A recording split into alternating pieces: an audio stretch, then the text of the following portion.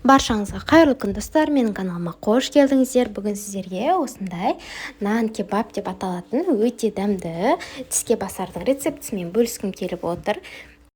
Ең алдымен ыдысымызға жылы сүт, жылы су, оның үстінен 1 шай қасық тұз, 1 шай қасық қант, 1 шай қасық ашытқыны қосып, кішкене араластырып жіберемін. Және де үстінен еріген сары майды қосамыз.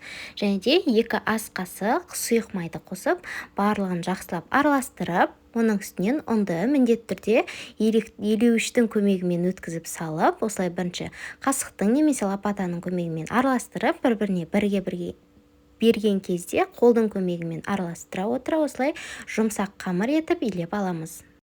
Ең соңында кішкене сұйық майды жағып, жақсылап илеп, бетін жауып, жылы жерге 1 сағатқа қалдырамыз. Енді ішіне қосатын осындай салмасын дайындап аламыз. Бізге осындай сиыр еті қажет болады.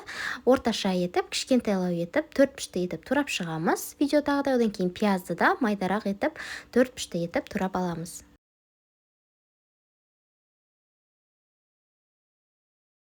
Табағымызға май құйып, жақсылап қыздырып аламыз. Оның үстіне етті салып, жақсылап қуыратын боламыз. Бетін жауып қуырсаңыздар да болады.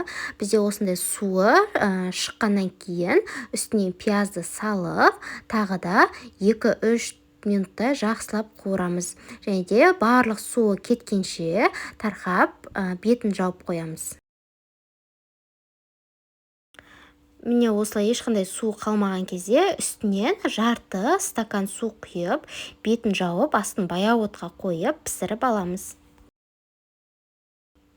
Қамырымызды алып, 6 бөлікке бөліп аламыз. Дөңгелекше етіп түйіп, бетін жауып тағы да 10 минутқа қалдырамыз.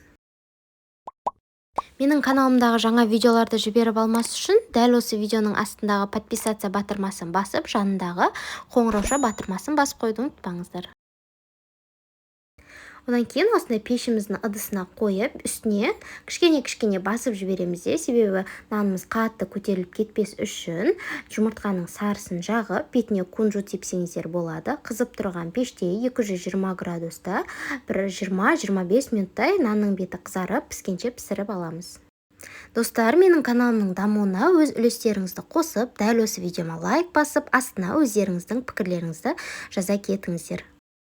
Міне біздің нандарымыз осындай сап-сары әдемі болып пісіп шықты. Енді барлығын осылай ортасынан кесіп аламыз да, ортасына осылай етімізді, жаңағы піскен етімізді саламыз. Және де пияз бен укропты майдалап турап араластырып қоямыз алдын ала.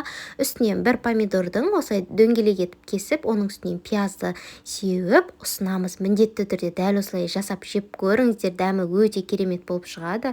Шашликтен ешқандай кем болып түспейді. Сіздермен болған арайлым.